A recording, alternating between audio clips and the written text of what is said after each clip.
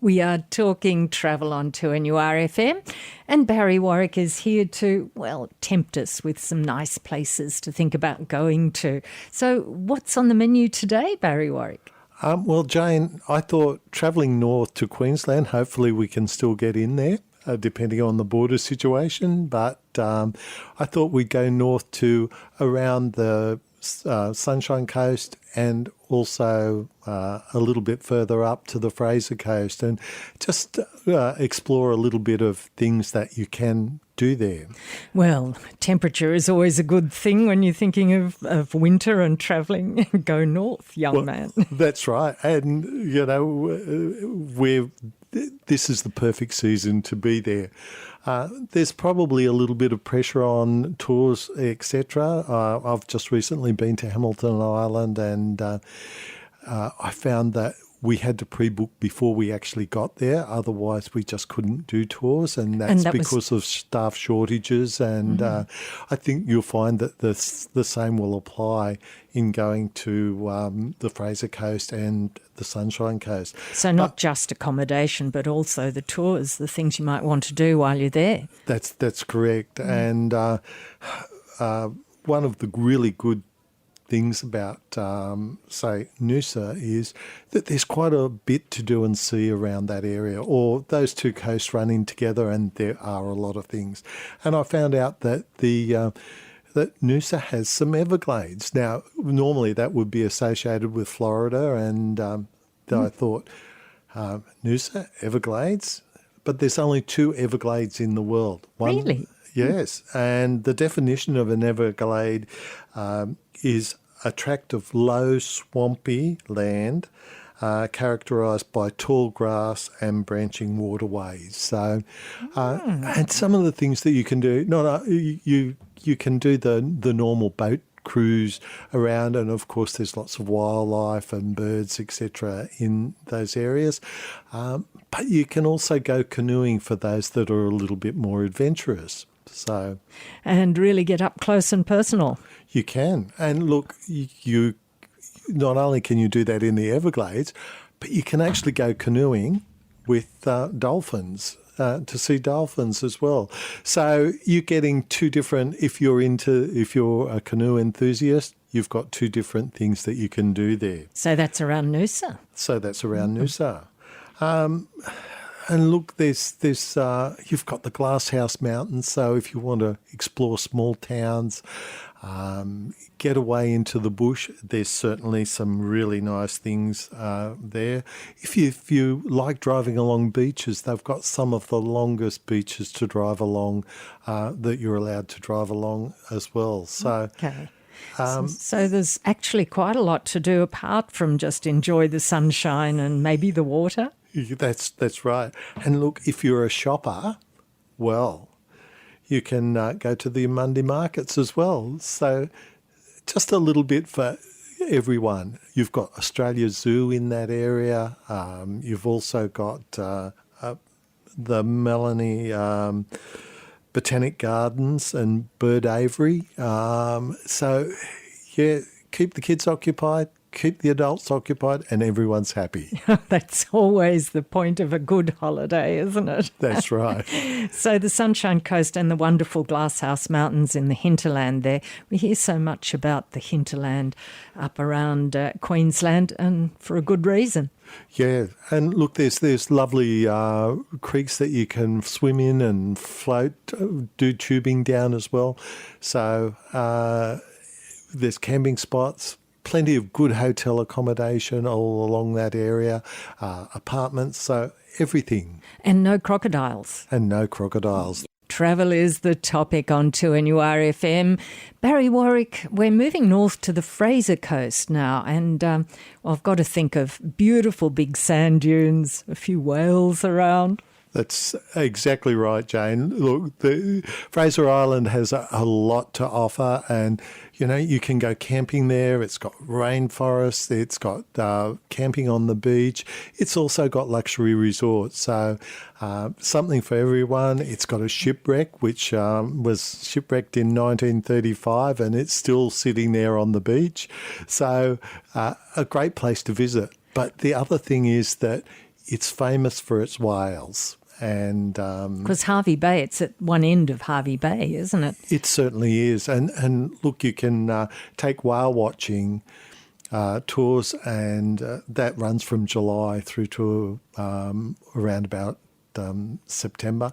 So, but you can do another thing which really captured my imagination, and that was to actually swim with the humpback whales so that you can get up close and personal with them. With the whales. And you do this, and of course they have their babies up there too, so presumably some are big and some are small. They are, and look, they do keep you around about 50 metres away from the whales, but getting in the water 50 metres away from a whale is still a great experience.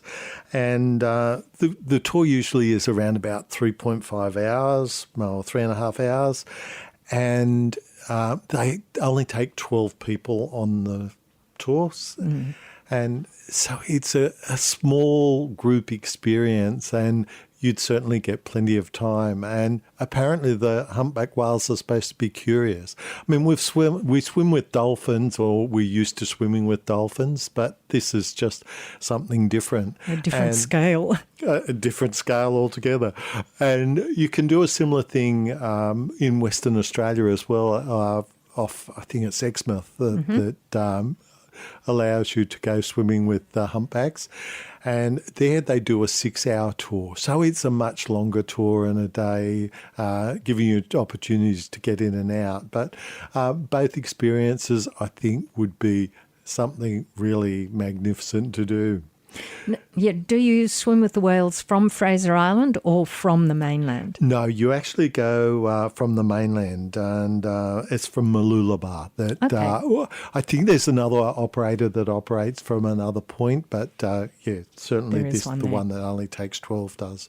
So, look, other things that you can do if you're into diving in that area is that there's they've made a reef, artificial reef out of cars and boats and ferries, and it's really, and you think, is that so good? But for a diver, you get to explore that. But these artificial reefs do actually attract a whole lot of sea life, fish or marine life. So. Mm-hmm. Well, that sounds very enterprising. It is. Look, some of the other, you can go to Lady Elliot Island, which is a coral cay. Now, it's a true coral cay, unlike the Whitsundays, which are really mountains sticking up out of the water. Lady Elliot, it's situated in the green zone. It's got 1,200 species of marine life. So something really well worth doing. You can actually stop on Lady Elliot. You've got Lady Musgrove Island, which is only around about 14 hectares, which again is a true coral cay, and is surrounded by about 1,400 hectares of reef. So again, great places to go and visit and check out really the marine life. While the reef is still...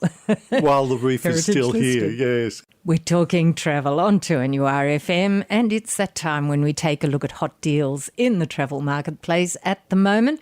Barry Warwick, what's on the table? Look, what's on the table, Jane, is a Kaba luxury experience in the Flinders Ranges. Now, this is a true luxury homestead. You get to stay 4 nights but pay for 3. Now, it is in summer, so it's going to be hot, and it's probably not really the best time, but it is a time and an opportunity. And a great experience. So that's it from the 2nd of December through to the 19th of December, and the 9th of January through to the 28th of February. So something that's just really nice to do.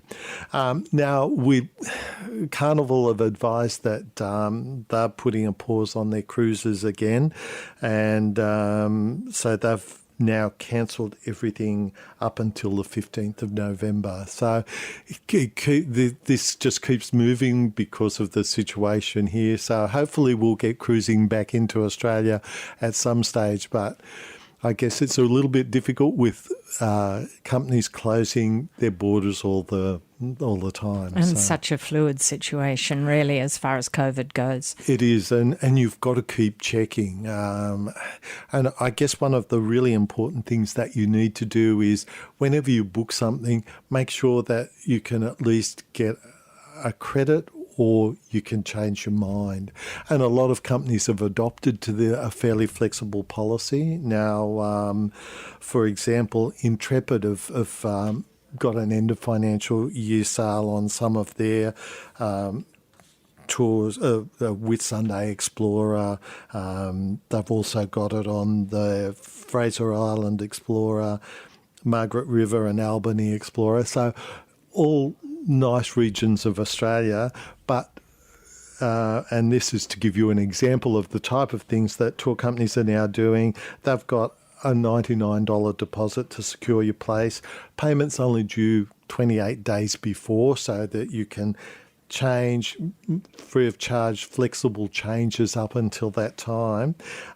In the last 28 days, if you're affected by COVID symptoms or by government travel restrictions, they give you the right to cancel, but then it's a credit. So I think making sure that consumers are aware that in some circumstances it's fine.